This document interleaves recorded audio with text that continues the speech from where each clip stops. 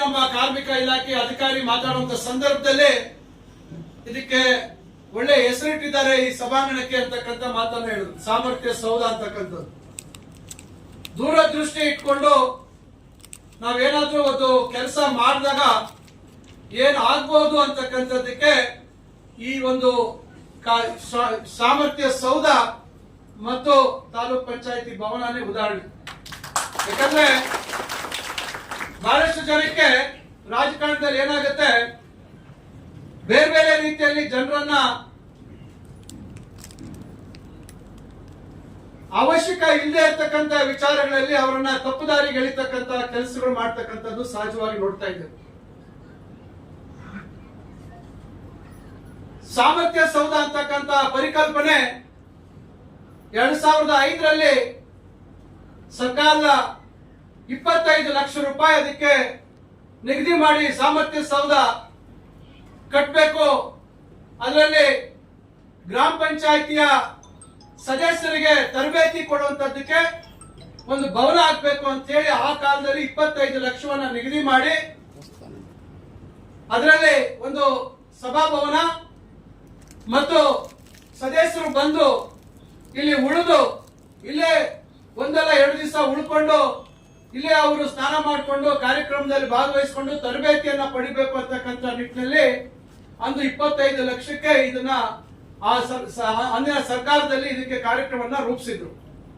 ಆದ್ರೆ ನಾನು ಆ 25 ಲಕ್ಷಗಳಲ್ಲಿ ಏನಾಗ್ತದೆ, ಏನು ಮಾಡಕ್ ಆಗಲ್ಲ ಅಂತ ಹೇಳಿ, ತಮಗೆ ಗೊತ್ತಿದೆ ತಾಲೂಕ್ ಪಂಚಾಯಿತಿ ಕಟ್ಟಡ ರಸ್ತೆಗೆ ಆ ಕಡೆ ಯಾವ ರೀತಿ ಇದೆ, ರಾಘವೇಂದ್ರ ಸ್ವಾಮಿ ದೇವಸ್ಥಾನದ ಪಕ್ಕದಲ್ಲಿ ಯಾವ ರೀತಿ ಇತ್ತು ಅಂತಕ್ಕಂಥದ್ದು, ಅದು ತಾಲೂಕ್ ಪಂಚಾಯಿತಿ ಅಲ್ಲ, ಅದು ಬಿಡಿಒ ಆಫೀಸು. ಸುಮಾರು 60-70 ವರ್ಷಗಳಕ್ಕಿಂತ ಹಿಂದೆ ಅಥವಾ ಇನ್ನು ಅದಕ್ಕಿಂತ ಹೆಚ್ಚು ಸಮಯದಿಂದ ನಿರ್ಮಾಣ ಆಗಿ ಸುಮಾರು ಜನ ಬಿಡಿಒ ಆಫೀಸ್ ನ ಕೆಲಸ ಮಾಡಿರ್ತಕ್ಕಂಥವ್ರು, ಬಹಳಷ್ಟು ಜನ ಚುನಾಯಿತ ಪ್ರತಿನಿಧಿಗಳು ಅಧ್ಯಕ್ಷರಾಗಿ, ಉಪಾಧ್ಯಕ್ಷರಾಗಿ, ಸದಸ್ಯರಾಗಿ ಕೆಲಸ ನಿರ್ವಹಿಸಿರ್ತಕ್ಕಂಥ ಕಟ್ಟಡ ಇದು. ಜಾಗ ಹಳೆ ಪ್ರವಾಸಿ ಮಂದಿರ ಇತ್ತು, ಅದು ಟಿವಿ ಅಂತ ಕರಿತಾ ಇದ್ವಿ ಹಿಂದೆ ಬ್ರಿಟಿಷರ ಕಾಲದಲ್ಲಿ. ಆಗ ನಿರ್ಮಾಣ ಆಗಿದ್ದಂತ 2 ರೂಮ್ಗಳ ಉಳ್ಳಂತ ಟ್ರಾವೆಲರ್ಸ್ ಬಂಗಲೋ ಅಂತ ಹೇಳಿದ್ದೆ. ಯಾಕಂದ್ರೆ ಬಹಳಷ್ಟು ಜನಕ್ಕೆ ಚಿಂತಾಮಣಿ ಚರಿತ್ರೆ ಗೊತ್ತಿಲ್ಲ, ಚಿಂತಾಮಣಿಯ ಚರಿತ್ರೆ ಹಿನ್ನೆಲೆ ಗೊತ್ತಿಲ್ಲದೆ ಇರ್ತಕ್ಕಂಥವ್ರು ಇವತ್ತು ಈ ಕ್ಷೇತ್ರದಲ್ಲಿ ನಾನಾ ರೀತಿಯಾದಂತಹ ಹೇಳಿಕೆಗಳು, ಮಾತುಗಳನ್ನ ಹೇಳ್ತಕ್ಕಂಥವ್ರನ್ನ ನೋಡ್ತಾ ಇದೀವಿ. ನಮ್ಮ ಜನ ಕೂಡ ಅದನ್ನ ಸುಮ್ಮನೆ ನಂಬ್ಕೊಂಡು ಅದೇ ಮಾತು ಸತ್ಯ ಅಂತಕ್ಕಂಥ ರೀತಿಯಲ್ಲಿ ಇವತ್ತು ಮುಂದೆ ಹೋಗ್ತಾ ಇರ್ತಕ್ಕಂಥದ್ದನ್ನ ನಾವು ನೋಡ್ಬೋದು. 25 ಲಕ್ಷ ಇದ್ದಂಥದ್ದನ್ನ ನಾನು ಇದಕ್ಕೆ ಒಂದು ಭವ್ಯವಾದಂತ ತಾಲೂಕ್ ಪಂಚಾಯಿತಿ ಭವನ ಆಗ್ಬೇಕು, ಬರೀ ತಾಲೂಕ್ ಪಂಚಾಯಿತಿಗೆ ಸೀಮಿತವಾಗಲ್ಲ, ಬೇರೆ ಬೇರೆ ಕೆಲವು ಇಲಾಖೆಗಳ ಕಚೇರಿಗಳನ್ನ ಇಲ್ಲಿ ತರಬೇಕು, ಹೊರಗಡೆ ಖಾಸಗಿ ಕಟ್ಟಡದಲ್ಲಿ ಸರ್ಕಾರಿ ಹಣ ಬಾಡಿಗೆ ಪಡ್ಕೊಂಡಿರ್ತಕ್ಕಂಥ ಕಚೇರಿಗಳು ಕೂಡ ಇಲ್ಲಿ ಆಗ್ಬೇಕು ಅಂತಕ್ಕಂಥ ದೃಷ್ಟಿಯಲ್ಲಿ 25 ಲಕ್ಷ ಇದ್ದಿದ್ದನ್ನ ಬರೀ ಸಾಮರ್ಥ್ಯ ಸೌಧವನ್ನ 75 ಲಕ್ಷಕ್ಕೆ ಬರೀ ಕೆಳಗಿನ ಅಂತಸ್ತಲ್ಲಿ ಒಂದು 3/4 ಭಾಗ ಅಷ್ಟು ಮಾತ್ರ ಅದಕ್ಕೆ ವಿನ್ಯಾಸ ಮಾಡಿಸಿದ್ವಿ. ಇಲ್ಲಿ ಕೃಷ್ಣೇಗೌಡರು ಇದ್ದಾರೆ ಇಲ್ಲಿ. ಅವತ್ತು ನಾವು ಅವರಿಗೆ ಅಂದ್ರೆ ನಿರ್ಮಿತಿ ಕೇಂದ್ರಕ್ಕೆ ಆ ಜವಾಬ್ದಾರಿಯನ್ನ ವಹಿಸ್ತಕ್ಕಂತ ಕೆಲಸ ಮಾಡಿದ್ವಿ. ನಂತರ ನಾವು ಇಲ್ಲಿ ತಾಲೂಕ್ ಪಂಚಾಯಿತಿ ಅಂಗಡಿಗಳ ಬಾಬ್ತು ಏನು ಬಾಡಿಗೆ ಇದೆ, ಇತರೆ ಆ ಬಾಡಿಗೆಗಳನ್ನ ನವೀಕರಿಸುವಂತದ್ದು ಇವೆಲ್ಲವನ್ನ ಮಾಡಿ ಇಲ್ಲಿ ಹಣವನ್ನು ಶೇಖರಣೆ ಮಾಡ್ತಕ್ಕಂತ ಕೆಲಸ ಮಾಡಿ ಸುಮಾರು ನಾವು 3 ಕೋಟಿವರೆಗೂ ಹಣ ಹೊಂದಿಕೆಯನ್ನು ಮಾಡಿ ಮೊದಲು ಗ್ರೌಂಡ್ ಫ್ಲೋರ್ ಮತ್ತು ಫಸ್ಟ್ ಫ್ಲೋರ್ ಕಟ್ಟಬೇಕು ಅಂತಕ್ಕಂಥದ್ದು ಒಟ್ಟು 6 ಕೋಟಿಗಳಲ್ಲಿ ನಿರ್ಮಾಣ ಮಾಡ್ತಕ್ಕಂಥದ್ದಕ್ಕೆ ಒಂದು ಭವ್ಯವಾದ ವಿನ್ಯಾಸವನ್ನ ನಮ್ಮ ನಾರಾಯಣ ಸ್ವಾಮಿ ಇಂಜಿನಿಯರ್ ಅವರು ಮಾಡಿದ್ರು. ನನ್ನ ಕನಸು ಅಷ್ಟೇ, ಇಲ್ಲಿ ಒಂದು ದೊಡ್ಡದಾಗಿ ಸಭೆ ಆಗ್ಬೇಕು. ಇದ್ರ ಮೇಲೆ ಇಷ್ಟೇ ಜಾಗದಲ್ಲಿ ತಾಲೂಕ್ ಪಂಚಾಯಿತಿಯ ಏನು ಸಾಮಾನ್ಯ ಸಭೆ ಇರ್ಬೋದು, ಬೇರೆ ಬೇರೆ ಕಾರ್ಯಕ್ರಮಗಳಿಗೆ ಏನು ವಿಧಾನಸೌಧದಲ್ಲಿ ಯಾವ ರೀತಿ ನಮ್ಮ ವಿಧಾನಸಭೆಯ ಒಂದು ಸಭಾಂಗಣ ಇದೆ ಆ ರೀತಿಯಲ್ಲಿ ಸಭಾಂಗಣ ಆಗ್ಬೇಕು ಅಂತ ಹೇಳಿ ಅದಕ್ಕೆ ಅಂದೇ ವಿನ್ಯಾಸ ಮಾಡಿಸಿ ನಾವು ಗ್ರೌಂಡ್ ಫ್ಲೋರ್ ಮತ್ತು ಫಸ್ಟ್ ಫ್ಲೋರ್ ಅನ್ನ ಕೆಳ ಅಂತಸ್ತು ಮತ್ತು ಮೊದಲನೇ ಅಂತಸ್ತನ್ನ ನಿರ್ಮಾಣ ಕಾಮಗಾರಿ ಪ್ರಾರಂಭ ಮಾಡಿ ಹಂತವಾಗಿ ಅದನ್ನ ಒಂದು ಮಟ್ಟಕ್ಕೆ ತರುವಂತ ಕೆಲಸ ಮಾಡಿದ್ವಿ. ಮೂರನೇ ಅಂತಸ್ತು ಅಂದ್ರೆ ಸೆಕೆಂಡ್ ಫ್ಲೋರ್ 2ನೇ ಅಂತಸ್ತು ಕಟ್ಟತಕ್ಕಂಥದ್ದಕ್ಕೆ ಅನುದಾನ ಬೇಕು ಮತ್ತು ಏನೋ ಮುಂದೆ ಅಂಗಡಿಗಳು ಅಡ್ಡ ಇತ್ತು, ಬರೀ ಸಣ್ಣದಾಗಿ ಕಿರಿದಾದಂತ ಪ್ರವೇಶ ಇತ್ತು. ಅದನ್ನ ದೊಡ್ಡದಾಗಿ ಮಾಡಬೇಕು ಅಂತ ಹೇಳಿ ಅದನ್ನ ದೊಡ್ಡದಾಗಿ ಮಾಡುವಂತದಕ್ಕೆ ವಿನ್ಯಾಸವನ್ನ ಮಾಡಿ ಬೇರೆ ಕಡೆ ಬೇರೆ ಬೇರೆ ದೇಶಗಳಲ್ಲಿ ನೋಡಿರ್ತಕ್ಕಂಥ ರೀತಿಯಲ್ಲಿ ಭವ್ಯವಾದಂತಹ ಒಂದು ಪ್ರವೇಶ ದ್ವಾರವನ್ನ ಮಾಡತಕ್ಕಂಥದ್ದು ಕೂಡ ಅವಾಗಲೇ ನಾವು ವಿನ್ಯಾಸವನ್ನ ಮಾಡಿಸಿದ್ದೆ. ನಾರಾಯಣ ಸ್ವಾಮಿ ಅವರು ಮತ್ತು ನಮ್ಮ ಆರ್ಕಿಟೆಕ್ಟ್ ಆಗಿರ್ತಕ್ಕಂಥ ನಾರಾಯಣ ಸ್ವಾಮಿ ಅವರ ಅಣ್ಣನ ಮಗ ಯಾರು ನಾಗೇಶ್ ಅವರು ನಮಗೆ ಇದಕ್ಕೆ ಎಲ್ಲಾ ರೀತಿಯ ಸಹಕಾರವನ್ನು ಕೊಟ್ಟಿದ್ರು. ನಾನು ಆ ಸಂದರ್ಭದಲ್ಲಿ 2013 ಜಗದೀಶ್ ಶೆಟ್ಟರ್ ಅವರು ಮುಖ್ಯಮಂತ್ರಿ ಇದ್ರು. ಆ ಸಂದರ್ಭದಲ್ಲಿ ನಾನು 2,80,00,000 ಅದಕ್ಕೆ ಬಿಡುಗಡೆ ಮಾಡಬೇಕು ಅಂತ ಅವ್ರ ಹತ್ರ ವಿನಂತಿ ಮಾಡಿಕೊಂಡಾಗ ಹಣಕಾಸಿನ ಇಲಾಖೆ ಅಧಿಕಾರಿಗಳು ನನಗೆ ಸಹಕಾರವನ್ನು ಕೊಟ್ಟಿದ್ರು. ಮುಖ್ಯಮಂತ್ರಿಗಳ ಹತ್ರ ನೀವು ಬಿಡುಗಡೆಗೊಳಿಸಿ ಅಂತ ಬರ್ಸ್ಕೊಂಬನ್ನಿ, ಮಿಕ್ಕಿದ್ ನಾವು ಮಾಡ್ಕೊಡ್ತೀವಿ ಅಂತ ಹೇಳಿದ್ರು.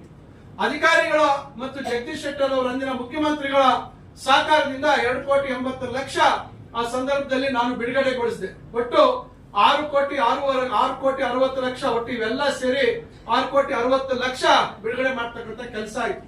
ನಿಮಗೆ ಗೊತ್ತಿದೆ 2013 ಮೇ ತಿಂಗಳಲ್ಲಿ ಚುನಾವಣೆಯಲ್ಲಿ ಏನಾಯ್ತು ಫಲಿತಾಂಶ ಅಂತಕ್ಕಂಥದ್ದು ನಿಮಗೆ ಗೊತ್ತಿದೆ. 10 ವರ್ಷ ಇದು ಆ 2,80,00,000 ಸುಮಾರು ಹಾಗೆ ಉಳಿದೋಗಿತ್ತು. ಅದನ್ನ ಮತ್ತೆ ನಾವು 2018-19 ನಮ್ಮ ತಾಲೂಕ್ ಪಂಚಾಯತಿ ಅಧ್ಯಕ್ಷರಿಗೆಲ್ಲರಿಗೂ ಹೇಳಿ ಅದನ್ನ ಮೇಲಿನ 2ನೇ ಅಂತಸ್ತನ್ನ ಕಟ್ಟುವಂತದಕ್ಕೆ ಪ್ರಾರಂಭ ಮಾಡಿ ಮುಂದೆ ಆರ್ಚ್ ಮಾಡುವಂತದಕ್ಕೂ ಎಲ್ಲದಕ್ಕೂ ನಾವು ಟೆಂಡರ್ ಕರೆಸಿ ಮಾಡುವಂತ ಕೆಲಸ ಮಾಡಿದ್ವಿ. ಆದ್ರೆ ಹಿಂದೆ ಇದ್ದಂತವರು ಇಲ್ಲಿ ಶಾಸಕರಿಗೆ ಒಂದು ಕೊಠಡಿಯನ್ನ ಸೀಮಿತ ಅದನ್ನ ನಾವು ರಿಸರ್ವ್ ಮಾಡಿದ್ವಿ. ಶಿಡ್ಲಘಟ್ಟ ಭಾಗಕ್ಕೆ ಒಂದು ಸಣ್ಣ ಕೊಠಡಿ ಆ ಭಾಗದ ಶಾಸಕರು ಬರುವಂತದಕ್ಕೂ ಮಾಡಿದ್ವಿ. ಅದಕ್ಕೆ ಬಹಳ ಗೊಂದಲ ಆಯ್ತು. ಇಲ್ಲಿ ಶಾಸಕರ ಕೊಠಡಿಯಲ್ಲಿ ಬಂದು ಸೇರ್ಕೊಂಡು ಅವರು ಇಲ್ಲಿ ಶಾಸಕರಾಗಿ ಕೆಲಸ ನಿರ್ವಹಿಸಿದ್ರೆ ಏನ್ ಈ ತಾಲೂಕ್ ಪಂಚಾಯಿತಿ ಪರಿಸ್ಥಿತಿ, ಇದನ್ನ ಏನಿದು ಅಪೂರ್ಣ ಆಗಿದೆಯಲ್ಲ, ಇದನ್ನ ಪೂರ್ಣ ಮಾಡ್ಬೇಕು ಅಂತಕ್ಕಂಥ ಆಲೋಚನೆ ಅವರಲ್ಲಿ ಇರಲಿಲ್ಲ. ಆದ್ರೆ ಎರಡು ಅವಧಿ ನಮಗೆ ತೊಂದರೆ ಆಯ್ತು. ಆದ್ರೂ ಕೂಡ ನನ್ನ ಕನಸು ಅದೇ ರೀತಿ ಉಳಿದಿತ್ತು. ನಾನು ಈಗ 2 ವರ್ಷ ಆಯ್ತು ತಮ್ಮೆಲ್ಲರ ಸಹಕಾರದಿಂದ ಈಗ ಶಾಸಕರಾಗಿ 2 ವರ್ಷ ಆಗಿ ಮಂತ್ರಿಯಾಗಿ ಕೂಡ 2 ವರ್ಷ ನಾವು ಪೂರೈಸಿದ್ವಿ.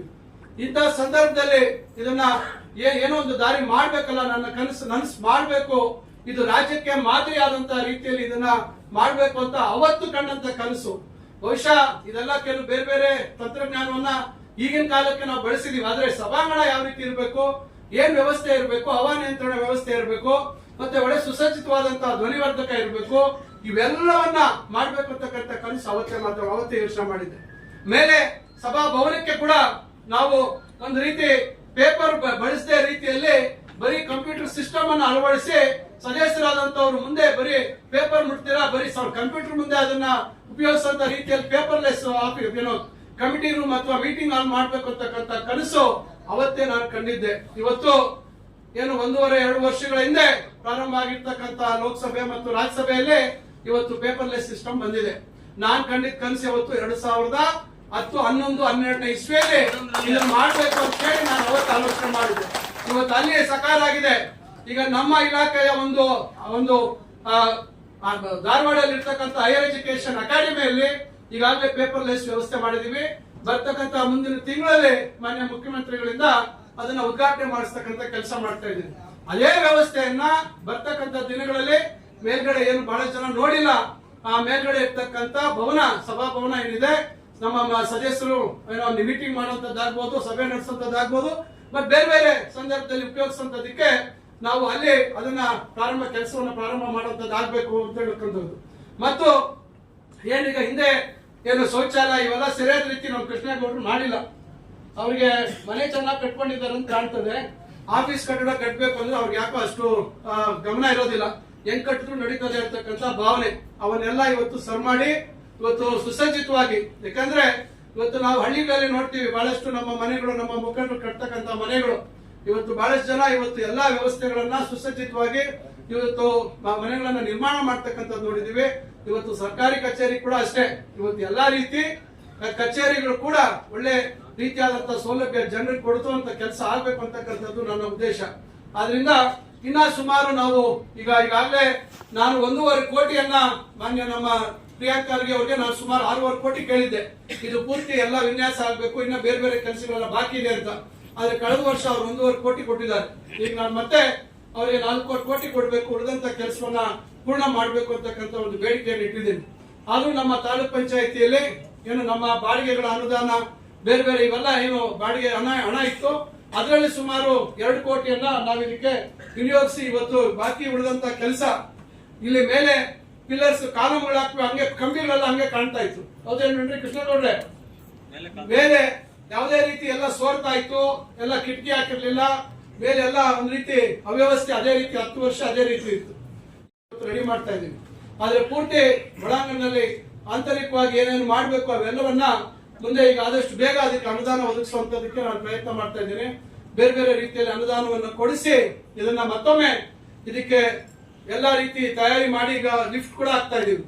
ಇವೆಲ್ಲ ವ್ಯವಸ್ಥೆಗಳನ್ನ ಮಾಡಿ ಪೂರ್ತಿ ತಾಲೂಕ್ ಪಂಚಾಯತಿ ಭವನವನ್ನ ಮುಂದಿನ ದಿನಗಳಲ್ಲಿ ನಮ್ಮ ಗ್ರಾಮೀಣಾಭಿವೃದ್ಧಿ ಸಚಿವರ ಅಮೃತಾಸ್ತ್ರದಿಂದ ಪ್ರಿಯಾಂಕ್ ಖರ್ಗೆ ಅವರ ಮುಖಾಂತರ ಇದನ್ನ ಮತ್ತೊಮ್ಮೆ ಈಗ ಇದುವರೆಗೂ ಇದು ಉದ್ಘಾಟನೆ ಆಗಿಲ್ಲ. ಈಗ ಈ ಬಿಲ್ಡಿಂಗ್ ಇದುವರೆಗೂ ಅಧಿಕೃತವಾಗಿ ಉದ್ಘಾಟನೆ ಆಗಿಲ್ಲ. ಇದು ಕೇವಲ ಅಲ್ಲಿ ಮಳೆ ಬಂತು, ಸೋರ್ತಾ ಇತ್ತು ಅಂತ ಹೇಳಿ ಹಿಂದೆ ಒಬ್ಬರು ಅಧ್ಯಕ್ಷರಿದ್ರು, ಅವ್ರು ನನಗೆ ಹೇಳಿ ಸರ್ ತಕ್ಷಣಕ್ಕೆ ಟೆಂಪರರಿ ಆಗಿ ಶಿಫ್ಟ್ ಆಗ್ತೀವಿ ಅಂತ ಹೇಳಿ ಆ ಸಂದರ್ಭದಲ್ಲಿ ಅವರು ಬಂದು ಇಲ್ಲಿ ಸೇರ್ಕೊಂಡಿದ್ರು. ಆದ್ರೆ ಏನೇ ಆಗ್ಲಿ ಇದು ಒಂದು ರೀತಿ ರಾಜ್ಯಕ್ಕೆ ಮಾದರಿ ಆಗ್ಬೇಕು ಅಂತಕ್ಕಂಥ ನಿಟ್ಟಿನಲ್ಲಿ ನಾವು ಇವತ್ತು ಇದನ್ನ ಈ ಒಂದು ಭವನ ನಿರ್ಮಾಣ ಅಂದೇ ಕನಸ್ಕೊಂಡಿರ್ತಕ್ಕಂಥದ್ದು. ಇವತ್ತು ಆದಷ್ಟು ಬೇಗ ಬಹುಶಃ ಇನ್ನೊಂದು 7-8 ತಿಂಗಳ ಒಳಗಾಗಿ ಇದು ಪೂರ್ತಿಯಾಗಿ ಇದನ್ನ ಪೂರ್ಣಗೊಳಿಸ್ತಕ್ಕಂಥದ್ದು ನಮ್ಮ ಜವಾಬ್ದಾರಿ. ಪೂರ್ಣಗೊಳಿಸಿ ಇದನ್ನ ಮತ್ತೊಮ್ಮೆ ಇದನ್ನ ಎಲ್ಲರಿಗೂ ಉಪಯೋಗ ಆಗುವ ರೀತಿಯಲ್ಲಿ ಇದನ್ನ ಮಾಡ್ತೀವಿ ಅಂತಕ್ಕಂಥ ಮಾತನ್ನ ಈ ಸಂದರ್ಭದಲ್ಲಿ ನಾನು ಹೇಳಲಿಕ್ಕೆ ಬಯಸ್ತೇನೆ. ಬಹಳಷ್ಟು ಜನ ಸುಮಾರು ಈಗ 300-400ಕ್ಕಿಂತ ಹೆಚ್ಚು ಜನ 415 ಜನ ಫಲಾನುಭವಿಗಳಿದ್ದಾರೆ, ಇಲ್ಲಿ ಪಟ್ಟಿ ಇದೆ. ಅಧಿಕಾರಿಗಳು ಹೇಳಿದ್ರು ಎಷ್ಟು ಜನ ಬರ್ತಾರಮ್ಮ ಅಂತ ಹೇಳಿದ್ರೆ ಸುಮಾರು ಒಂದು 250-300 ಜನ ಬರ್ಬೋದು ಸರ್ ಅಂತ ಹೇಳಿ. ಈಗ ನೋಡಿ ನಮ್ಮ ನಿರೀಕ್ಷೆಗೂ ಮೀರಿ ಇವತ್ತು ಬಹಳ ಹೆಚ್ಚಿನ ಸಂಖ್ಯೆಯಲ್ಲಿ ತಾವೆಲ್ಲರೂ ಬಂದಿದ್ದೀರಾ. ತಾವೆಲ್ಲರೂ ಇವತ್ತು ನೋಡಿ ಇಷ್ಟು ಸಮಯ ಕೂರ್ಬೇಕಾದ್ರೆ ಈ ರೀತಿ ಒಂದು ವಾತಾವರಣ ಇದ್ರೆ ಮಾತ್ರ ಕೂರ್ಲಿಕ್ಕೆ ಸಾಧ್ಯ ಆಗ್ತಾ ಇತ್ತು. ಬೇರೆ ಸಂದರ್ಭದಲ್ಲಿ ನೀವೆಲ್ಲ ಏನು ಸೆಕೆ ಆಗ್ತಿದೆ, ಮತ್ತೊಂದು ಆಗ್ತಿದೆ, ಫ್ಯಾನ್ ಗಾಡಿ ಇಲ್ಲ, ಮತ್ತೊಂದಿಲ್ಲ ಅಂತ ಹೇಳಿ ಆಚೆ ಎದ್ದೋಗುವಂತ ಪರಿಸ್ಥಿತಿ ಆಗ್ತಿತ್ತು. ಆದ್ರೆ ಇವತ್ತು ಈ ರೀತಿ ಒಳ್ಳೆ ಸೌಲಭ್ಯ ಇವತ್ತು ಒದಗಿಸುವಂತದ್ದನ್ನ ನಾವು ಮಾಡಿದೀವಿ. ಕಾರಣ ನಾವೆಲ್ಲರೂ ಮುಂದೆ ಆಲೋಚನೆ ಮಾಡ್ಬೇಕು, ಹಿಂದೆ ಆಲೋಚನೆ ಮಾಡೋದಲ್ಲ. ಇವತ್ತು ಜೀವನದಲ್ಲಿ ನಾವೆಲ್ಲ ಮುಂದೆ ಆಲೋಚನೆ ಮಾಡಬೇಕು, ಬದಲಾವಣೆಯನ್ನು ಆಗ್ಬೇಕು. ನಾವೇನು ವೃತ್ತಿಗಳನ್ನ ಮಾಡ್ತೀವಿ ಆ ವೃತ್ತಿಗಳಲ್ಲಿ ಒಳ್ಳೆ ರೀತಿಯಲ್ಲಿ ನಾವು ಕೆಲಸ ನಿರ್ವಹಿಸಿ ನಮ್ಮ ಬದುಕುಗಳನ್ನ ಒಳ್ಳೆ ರೀತಿಯಲ್ಲಿ ನಿರ್ಮಾಣ ಮಾಡಿಕೊಡ್ತಕ್ಕಂಥ ಈಗಿನ ವ್ಯವಸ್ಥೆಗೆ ಅನುಗುಣವಾಗಿ ನಾವು ಮುಂದೆ ಸಾಗ್ತಕ್ಕಂಥದ್ದು ಆಗ್ಬೇಕು ಅಂತಕ್ಕಂಥದ್ದು ನಮ್ಮೆಲ್ಲರ ಕನಸು. ಇವತ್ತು ಎಲ್ಲರ ಭವಿಷ್ಯತ್ತು, ಎಲ್ಲರ ಬದುಕಿನಲ್ಲಿ ಬದಲಾವಣೆ ಆಗ್ಬೇಕು ಅಂತಕ್ಕಂಥ ನಿಟ್ಟಿನಲ್ಲಿ ಇವತ್ತು ಹಲವಾರು ಕಾರ್ಯಕ್ರಮಗಳನ್ನ ನಾವು ಹಮ್ಮಿಕೊಂಡಿದ್ದೀವಿ. ಈಗ ಉದ್ಯೋಗ ಸೃಷ್ಟಿ, ಈಗ ಊರು ಅಭಿವೃದ್ಧಿ ಆಗ್ತಾ ಇದೆ ಅಂದ್ರೆ ಇವತ್ತು ನಿಮ್ಗೆಲ್ರಿಗೂ ಕೆಲಸ ಕಾರ್ಯ ಸಿಗುತ್ತೆ. ಊರು ಅಭಿವೃದ್ಧಿ ಆಗ್ಲಿಲ್ಲ ಅಂದ್ರೆ ಇವತ್ತು ನಿಮ್ಗೆ ಯಾರಿಗೂ ಕೆಲಸ ಕಾರ್ಯಗಳು ಸಿಕ್ಕೋದಿಲ್ಲ. ಇವತ್ತು ದೊಡ್ಡ ಮಟ್ಟದಲ್ಲಿ ಇಲ್ಲಿ ನಾವು ಅಭಿವೃದ್ಧಿ ಕೆಲಸಗಳನ್ನ ನೀವು ನೋಡ್ತಾ ಇದ್ದೀರಾ. ದೊಡ್ಡ ದೊಡ್ಡ ಕಟ್ಟಡಗಳ ಕಾಮಗಾರಿಗಳು ಆಗ್ತಾ ಇದೆ. ಅದು ಕಾಲೇಜ್ ಕಟ್ಟಡಗಳಿರ್ಬೋದು, ಇಂಜಿನಿಯರಿಂಗ್ ಕಾಲೇಜ್ ಕಟ್ಟಡ ಇರ್ಬೋದು, ಬೇರೆ ಬೇರೆ ಕಟ್ಟಡಗಳ ಕಾಮಗಾರಿಗಳನ್ನ ಆಗ್ತದೆ. ಮುಂದೆ ಬಹುಶಃ ಇನ್ನ ಹಲವಾರು ಕಾಮಗಾರಿಗಳು ಪ್ರಾರಂಭ ಆಗ್ತವೆ. ದೊಡ್ಡ ಮಟ್ಟದಲ್ಲಿ ಆಗುತ್ತೆ, ತಮ್ಗೆಲ್ಲರಿಗೂ ಅವಕಾಶ ಆಗುತ್ತೆ. ಊರು ಬೆಳೆದಂಗೆಲ್ಲ ಊರಲ್ಲಿ ಬೇರೆ ಬೇರೆ ರೀತಿ ತಮ್ಗೆ ಅವಕಾಶಗಳು ಸಿಗುವಂತದಕ್ಕೂ ಆಗುತ್ತೆ. ಅದಕ್ಕೋಸ್ಕರ ನಾವು ಒಂದ್ ರೀತಿ ಬದುಕು ಜನರಿಗೆ ಸಿಗ್ತಕ್ಕಂಥ ರೀತಿಯಲ್ಲಿ ಅವರಿಗೆ ಅವರ ಕಸುಬಿಗೆ ಅನುಗುಣವಾಗಿ ಅವರು ಕೆಲಸ ಸಿಗ್ತಕ್ಕಂಥದ್ದು ಆಗ್ಬೇಕು ಅಂತಕ್ಕಂಥದ್ದು ನಮ್ಮ ಉದ್ದೇಶ. ಈಗಾಗಲೇ ಕೈಗಾರಿಕಾ ಪ್ರದೇಶಗಳಲ್ಲಿ ಏನು 10 ವರ್ಷಗಳಿಂದ ಸಮಸ್ಯೆ ಸೃಷ್ಟಿಯಾಗಿತ್ತು, ಈಗ ಒಂದೊಂದೊಂದನ್ನೇ ನಾವು ಬಗೆಹರಿಸಿಕೊಂಡು ಈಗ ಮಸ್ತಿನಹಳ್ಳಿ ಭಾಗದಲ್ಲಿ ಹಲವಾರು ಸಮಸ್ಯೆಗಳ ನಡುವೆ ಅದನ್ನ ಬಗೆಹರಿಸುವಂತ ಪ್ರಯತ್ನಗಳನ್ನ ಮಾಡ್ತಾ ಇದ್ದೀವಿ. ರೈತರಿಗಿದ್ದಂತ ಸಮಸ್ಯೆಗಳು ಒಂದೊಂದನ್ನೇ ಇವತ್ತು ಆ ಸಿಕ್ಕನ್ನ ಬೆಳೆಸಿ ಇವತ್ತು ಕೈಗಾರಿಕೆಗಳು ದೊಡ್ಡ ಮಟ್ಟದಲ್ಲಿ ಅಲ್ಲಿ ಇವತ್ತು ಕೆಲಸಗಳನ್ನ ಪ್ರಾರಂಭ ಮಾಡಿದ್ದಾವೆ. ಇವತ್ತು ಕಟ್ಟಡ ಕಟ್ಟುವಂತದ್ದು ಇರ್ಬೋದು ಅಥವಾ ಕಟ್ಟಡ ಪೂರ್ಣ ಆಗಿ ಕೆಲಸ ನಿರ್ವಹಿಸುವಂತದ್ದು ಆಗ್ತಾ ಇದೆ. ಜೊತೆಗೆ ಇಲ್ಲಿ ಕಣಶೆಟ್ಟಿಹಳ್ಳಿ ಹತ್ರ ಕೂಡ ಈಗಾಗಲೇ 1000 ಎಕರೆ ಈಗಾಗಲೇ ನಾವು ನೋಟಿಫಿಕೇಶನ್ ಆಗಿ ಫೈನಲ್ ನೋಟಿಫಿಕೇಶನ್ ಆಗಿ ಇವತ್ತು ರೈತರಿಗೆ ಪರಿಹಾರ ಕೊಡುವಂತದ್ದು ದಾಖಲಾತಿಗಳನ್ನ ಪಡೆಯುವಂತದ್ದು ನಡೀತಾ ಇದೆ. ಜೊತೆಗೆ ಅಲ್ಲಿ ಮದನಪಲ್ಲಿ ಕಡೆಯಿಂದ ಒಂದು ರಸ್ತೆ ಮತ್ತು ಅಲ್ಲಿನ ಹೆಚ್ಚುವರಿಯಾಗಿ ಸ್ವಲ್ಪ ಭೂಮಿ ಅದಕ್ಕೆ ಸೇರಿಸಿದ್ರೆ ಮುಂದಿನ ದಿನಗಳಲ್ಲಿ ದೊಡ್ಡ ಮಟ್ಟದಲ್ಲಿ ಅಲ್ಲಿ ಕೈಗಾರಿಕೆಗಳು ಬರ್ತಕ್ಕಂತ ಒಂದು ಅವಕಾಶಗಳು ನಮಗೆ ಲಭಿಸುವಂತದ್ರಿಂದ ಮುಂದೆ ಎಲ್ಲರಿಗೂ ಅವಕಾಶಗಳು ಬೆಳೀತದೆ. ಕೈಗಾರಿಕೆಗಳು ಬಂದ್ರೆ ಅವ್ರು ಯಾರೋ ಬೆಂಗಳೂರಿಂದ ಬರ್ತಾರೆ, ಬಿಹಾರಿಂದ ಬರ್ತಾರೆ, ಗಾರೆ ಕೆಲಸದವ್ರು ಬರ್ತಾರೆ, ಇನ್ನೊಬ್ರು ಬರ್ತಾರೆ, ನಮ್ಗೇನು ಉಪಯೋಗ ಅಂತಕ್ಕಂಥ ಆಲೋಚನೆ ಕೆಲವ್ರು ಇರ್ಬೋದು. ನಮ್ಮ ಸ್ಥಳೀಯರನ್ನ ಕೆಲವರು ತಗೊಳ್ದೇ ಇರ್ಬೋದು, ನಮ್ಮನ್ನ ಬಳಸ್ಕೊಳ್ದೇ ಇರ್ಬೋದು ಅಂತಕ್ಕಂಥದ್ದು ಇರ್ಬೋದು. ಆದ್ರೆ ಒಂದೇ ಹೇಳ್ತೀನಿ, ಕೈಗಾರಿಕೆ ಸ್ಥಾಪನೆ ಮಾಡುವಂತದ್ದು ಅಕಸ್ಮಾತ್ ದೊಡ್ಡ ಮಟ್ಟದಲ್ಲಿ ಬಹಳ ವೇಗವಾಗಿ ಕಟ್ಟಡ ಕಟ್ಟಬೇಕು ಅಂತಕ್ಕಂಥದ್ದು ಆಲೋಚನೆ ಅವ್ರಿಗೆ ಇರ್ತದೆ. ಆದ್ರೆ ಒಮ್ಮೆ ಕೈಗಾರಿಕೆಗಳು ಸ್ಥಾಪನೆ ಆದ್ಮೇಲೆ ಇಲ್ಲಿ ಬೇರೆ ರೀತಿಯಾದಂತಹ ಚಟುವಟಿಕೆಗಳು, ಏನೋ ಮನೆ ನಿರ್ಮಾಣ ಆಗ್ತಕ್ಕಂಥದ್ದು, ಕಚೇರಿ, ಹೋಟೆಲ್, ಮತ್ತೊಂದು ಈ ರೀತಿ ಇವೆಲ್ಲ ಒಂದಕ್ಕೊಂದು ಜೋಡಣೆ ಆಗ್ತದೆ. ಇವೆಲ್ಲ ಜೋಡಣೆ ಆದಾಗ ಅವ್ರು ಯಾರನ್ನು ಬೆಳೆಸ್ಕೊಳ್ತಾರೆ? ನಿಮ್ಮನ್ನೇ ಬೆಳೆಸ್ಕೊಳ್ತಾರೆ. ಸ್ಥಳೀಯವಾಗಿರ್ತಕ್ಕಂಥ ನಮ್ಮವರೇ ಕನ್ನಡ ಕಟ್ಟದಾಗ ಯಾರನ್ನು ಬೆಳೆಸ್ಕೊಳ್ತಾರೆ? ಆ ಊರಲ್ಲಿ ಇರ್ತಕ್ಕಂಥ ಗಾರೆ ಕೆಲಸದವರು, ಮತ್ತೊಂದು ಪ್ಲಂಬರು, ಮತ್ತೊಬ್ರು, ಎಲ್ಲರಿಗೂ ಉದ್ಯೋಗ ಸಿಗುವಂತದ್ದಾಗುತ್ತೆ. ಈ ರೀತಿಯಾಗಿ ಇವತ್ತು ಬೆಳವಣಿಗೆ ಅಂತಕ್ಕಂಥದ್ದು ಈ ರೀತಿ ಪ್ರಕ್ರಿಯೆ. ಆ ಕಾರಣಕ್ಕಾಗಿ ಇವತ್ತು ನಾವು ಎಲ್ಲರಲ್ಲೂ ಒಂದು ಬದಲಾವಣೆ, ಎಲ್ಲರಿಗೂ ಒಂದು ರೀತಿಯ ಬದುಕ್ತಕ್ಕಂಥದಕ್ಕೆ ಅವಕಾಶ ಮಾಡಿಕೊಡ್ಬೇಕು ಅಂತಕ್ಕಂಥದ್ದು ನನ್ನ ಕನಸು. ಈ ಎಲ್ಲಾ ಕನಸುಗಳು ಈಗ ಕಂಡಿರ್ತಕ್ಕಂಥದ್ದಲ್ಲ. 2021 ವರ್ಷಗಳ ಹಿಂದೆ 2004ರಲ್ಲಿ ನಾನು ಪ್ರಥಮ ಬಾರಿ ಶಾಸಕರಾದಾಗ ನಾನು ಅವತ್ತೇ ಈ ಊರಿಗೆ ಒಂದು ರೂಪ ಕೊಡಬೇಕು, ಇದೊಂದು ಬದಲಾವಣೆ ಆಗ್ಬೇಕು, ಎಲ್ಲ ರೀತಿಯಲ್ಲಿ ಒಂದು ಕೊಳಚೆ ನಮ್ಮ ಪ್ರದೇಶ ಇರ್ಬೋದು, ಸ್ಲಮ್ ಅಂತ ಏನ್ ಕರಿತೀವಿ, ಅಲ್ಲಿ ಅವರ ಬದುಕುಗಳ ಬದಲಾವಣೆ ಬೇಕು, ಅಲ್ಲಿ ಅವ್ರ ಮೂಲಭೂತ ಸೌಲಭ್ಯ ಕೊಡಬೇಕು, ಇನ್ನ ಬೇರೆ ಬೇರೆ ಜಾಗದಲ್ಲಿ ಏನು ಸೌಲಭ್ಯ ಕೊಡಬೇಕು, ಎಲ್ಲರಿಗೂ ಇವತ್ತು ಆ ಒಂದು ಬದಲಾವಣೆ ತರಬೇಕು ಅಂತಕ್ಕಂಥ ದೃಷ್ಟಿಯಲ್ಲಿ ಒಂದು ಪ್ರಾಮಾಣಿಕ ಪ್ರಯತ್ನ ನಾನು ಮಾಡಿದ್ದೇನೆ. ಊರಲ್ಲಿ ಒಂದು ರೀತಿ ಶಿಸ್ತಿರ್ಬೇಕು, ಒಂದು ರೀತಿ ಊರಂದಾಗ ನಾಳೆ ಒಂದು ವ್ಯವಸ್ಥಿತವಾಗಿ ನಡಿಬೇಕು. ನೋಡಿ, ಇವತ್ತು ನೆನ್ನೆಲ್ಲ ಮೊನ್ನೆ ಒಂದು ಘಟನೆ ಆಯ್ತು, ನಮ್ಗೆಲ್ಲರೂ ಬಹಳ ನೋವಾಯ್ತು, ನಾವ್ಯಾರು ನಿರೀಕ್ಷೆ ಮಾಡಲಿಲ್ಲ. ಇವತ್ತು ಯಾವ ರೀತಿ ಕ್ರೀಡಾ ಪ್ರೇಮಿಗಳಲ್ಲಿ ಉತ್ಸಾಹ ಇತ್ತು ಅಂದ್ರೆ ಬಹುಶಃ ಇಷ್ಟು ಏನು ಉತ್ಸಾಹ ಬಹುಶಃ ಯಾವುದೇ ಸಂದರ್ಭದಲ್ಲಿ ಭಾರತ ಪ್ರಪಂಚ ಕಪ್ ಗೆದ್ದಾಗ ಕೂಡ ಇಷ್ಟು ಉತ್ಸಾಹ ನಾವು ಯಾವತ್ತೂ ನೋಡ್ಲಿಲ್ಲ. ನಮ್ಮ ನಿರೀಕ್ಷೆಗೆ ಮೀರಿ ಇವತ್ತು ಅಲ್ಲಿ ಸಮಸ್ಯೆ ಆಗ್ತಕ್ಕಂಥದ್ದು ಆಗಿ ಇವತ್ತು ನಾವೆಲ್ಲರೂ ಇವತ್ತು ಬಹಳ ನೋವಿನಿಂದ ಇರುವಂತ ಪರಿಸ್ಥಿತಿ ನಿರ್ಮಾಣ ಆಯಿತು.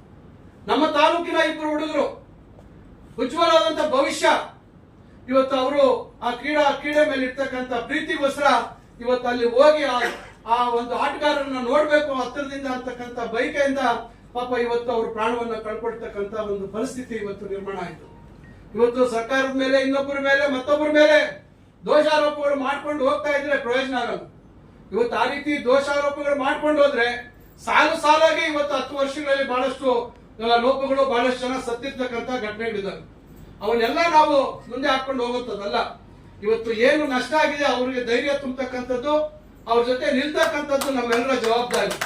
ಮತ್ತು ಮುಂದೆ ಈ ರೀತಿ ಘಟನೆಗಳು ಮರುಕಳಿಸ್ದಿರಾ ಬಹಳಷ್ಟು ಜವಾಬ್ದಾರಿಯುತವಾಗಿ ಎಲ್ಲರೂ, ನಾವು ಕೂಡ ಸಾರ್ವಜನಿಕರು ಕೂಡ ನಾವು ನಮ್ಮೆಲ್ಲರೂ ಜವಾಬ್ದಾರಿ ಇರ್ತದೆ. ನಾವೆಲ್ಲಾದ್ರೂ ಒಂದನ್ನ ನೋಡಕ್ ಹೋದಾಗ ನಾವು ಮುಂದೆ ನುಗ್ಗಬೇಕಾದಂತ ಸಂದರ್ಭದಲ್ಲಿ ನಮ್ಮ ಮುಂದೆ ಯಾರಿದ್ದಾರೆ, ನಮ್ಮ ಹಿಂದೆ ಯಾರಿದ್ದಾರೆ ಅಂತಕ್ಕಂಥ ಆಲೋಚನೆ ಕೂಡ ನಾವು ಮಾಡ್ಬೇಕಾಗುತ್ತೆ. ನಾವೆಲ್ಲ ಒಂದು ಉತ್ಸಾಹದಲ್ಲಿ ನಾವು ಮುಂದೆ ನುಗ್ಗಿದಾಗ ಇವತ್ತು ಯಾರೋ ಮುಗ್ಧ ಜನರು ಇವತ್ತು ಪ್ರಾಣವನ್ನ ಕೊಡ್ತಕ್ಕಂಥ ಪರಿಸ್ಥಿತಿ ಇವತ್ತು ನಿರ್ಮಾಣ ಆಗಿದೆ. ನಾನು ಅವತ್ತು ರಾತ್ರಿ 1 ಗಂಟೆವರೆಗೂ ನಾನಲ್ಲಿ ಮಾರ್ಚುರಿಯಲ್ಲಿ ನಮ್ಮ ಶ್ರವಣ್ ಕುಮಾರ್ ಅವರ ಇದಕ್ಕೆ ನಾನಿದ್ದೆ. ಪ್ರಜ್ವಲ್ ಅವ್ರ ಬಗ್ಗೆ ನನಗೆ ಬೆಳಗ್ಗೆ ತಡವಾಗಿ ಗೊತ್ತಾಯ್ತು. ಯಾಕಂದ್ರೆ ಅವರು ಬೆಂಗಳೂರಿನಲ್ಲೇ ನೆಲೆಸಿದ್ರು ಬಹಳ ವರ್ಷಗಳು. ಬಟ್ ಆದ್ರೆ ಅವ್ರು ಕೂಡ ನಮ್ಮ ಗೋಪಲ್ಲಿ ಗ್ರಾಮದ ಒಬ್ಬ ಹುಡುಗ, ನಮ್ಮ ಕುಟುಂಬಕ್ಕೆ ನಮ್ಗೆ ಬಹಳ ಆತ್ಮೀಯರಾಗಿರ್ತಕ್ಕಂಥ ಒಂದು ಕುಟುಂಬದ ಒಬ್ಬ ಮಗು ಹುಡುಗ ಉದ್ಯೋಗ ಮಾಡ್ತಿದ್ದ. ನಿಜವಾಗ್ಲೂ ಬಹಳ ಮೊನ್ನೆ ಸಂಜೆ ಈ ರೀತಿ ಘಟನೆ ಆಯ್ತು ಅಂತ ಗೊತ್ತಾಗಿದ್ದ ತಕ್ಷಣ ಎಲ್ಲೋ ಒಂದ್ ಕಡೆ ನನಗೆ ಬಹಳ ನೋವಾಗ್ತಾ ಇತ್ತು. ಏನಕ್ಕೆ ಅಂತ ಗೊತ್ತಾಗಿಲ್ಲ. ಕಡೆಗೆ ರಾತ್ರಿ 9 ಗಂಟೆಗೆ ಗೊತ್ತಾಯ್ತು ನಮ್ಗೆ ಈ ತರ ಶ್ರವಣ ಈ ತರ ಆಗಿದೆ ಅಂತ ಹೇಳಿ. ತಕ್ಷಣ ನಾನು ಅಲ್ಲಿಗೆ ಹೋದೆ. ಈ ರೀತಿಯಾಗಿ ಕೆಲವು ಪರಿಸ್ಥಿತಿಗಳು ನಿರ್ಮಾಣ ಆಗ್ತವೆ. ಆದ್ರೆ ಯಾರು ಉದ್ದೇಶಪೂರ್ವಕವಾಗಿ ಯಾರು ಆ ರೀತಿ ಆಗ್ಬೇಕು ಅಂತಕ್ಕಂಥವ್ರು ಯಾರು ಬಯಸೋದಿಲ್ಲ. ಆದ್ರೆ ರಾಜಕೀಯ ವ್ಯವಸ್ಥೆಯಲ್ಲಿ ಆರೋಪಗಳು ಮತ್ತೊಂದು ಮಾಡುವಂತದ್ದು ನಾವು ಸಹಜವಾಗಿ ನೋಡ್ತೇವೆ. ಆಯ್ತು, ಅವರು ಆ ರೀತಿಯಾಗಿ ಆರೋಪ ಮಾಡ್ತಕ್ಕಂಥ ಸ್ಥಾನದಲ್ಲಿದ್ದಾರೆ, ಅವ್ರು ಮಾಡ್ತಾರೆ. ಆದ್ರೆ ಜವಾಬ್ದಾರಿಯುತವಾದಂತಹ ಸರ್ಕಾರ ಆಗಿರೋದ್ರಿಂದ ನಾವು ಏನು ಇಲ್ಲಿ ಲೋಪಗಳಾಗಿದೆ, ಯಾರು ಕಾರಣಕರ್ತರಾಗಿದ್ದಾರೆ ಅವ್ರ ಮೇಲೆ ಸೂಕ್ತವಾದಂತಹ ಕ್ರಮ ಮತ್ತು ಆ ರೀತಿ ಆಗ್ತಕ್ಕಂಥದಕ್ಕೆ ಮುಂದೆ ಅವಕಾಶ ಮಾಡಿದ ರೀತಿಯಲ್ಲಿ ನಾವು ಅದಕ್ಕೆ ಪರಿಹಾರಗಳನ್ನು ಕಂಡುಕೊಳ್ತಕ್ಕಂಥದ್ದು ಮತ್ತು ಮುನ್ನೆಚ್ಚರಿಕೆ ವಹಿಸ್ತಕ್ಕಂಥದ್ದು ನಾವೆಲ್ಲರೂ ಮಾಡಬೇಕಾದಂತ ವಿಚಾರ. ಅದರಿಂದ ಇವತ್ತು ನಾನು ವಿಚಾರಕ್ಕೆ ತಮ್ಮ ಸಮಯ ತೆಗೆದುಕೊಳ್ಳೋದಿಲ್ಲ. ನಾನು ತಮ್ಮೆಲ್ಲರೂ ಮತ್ತೊಮ್ಮೆ ವಿನಂತಿ ಮಾಡ್ಕೊಳ್ತೇನೆ, ದಯವಿಟ್ಟು కిట్లు ಎಲ್ಲರಿಗೂ ಇದೆ. కిట్లు అందరికీ ఉన్నాయి. తెలుగు అర్థం కాకపోయి కన్నడ అర్థం కాకపోయినప్పుడు తెలుగులో చెప్పాల. మీరు ఉండే జాగాలోనే ఉండండి. ఒక్కొక్కరినే ఆడ గేట్లో మీకు ఒక్కొక్కరికే టోకన్ కనుక్కుంటే కొన్ని ఒక్కొక్కరే మీరు ఇప్పించుకొని మీరు ఆరాంగా ఊరికి పోవచ్చు. గాబరి పడి ఒకరి మీద ఒకరు పడోదండి. అప్పుడే చూస్తే అంతా వచ్చేసిండ్రు.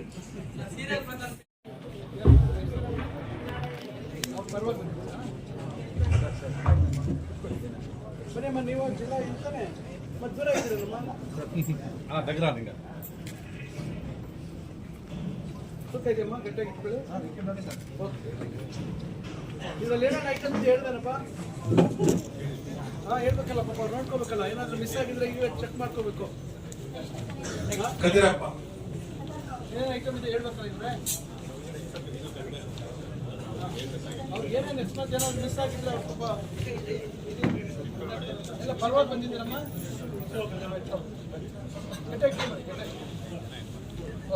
ನೀವು ಹಿಂದೆ ಬರ್ಬೇಕು.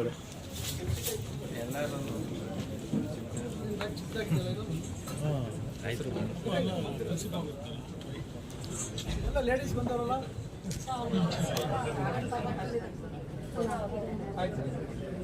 ಅಂಬರೀಶ್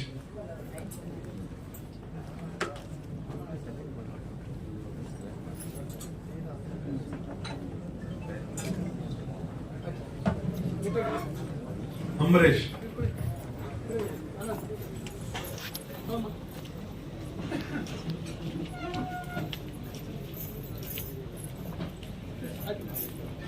ಶ್ರೀನಿವಾಸ್ ಸ್ವಲ್ಪ ದಾರಿ ಬಿಡಿ ಬರೀ.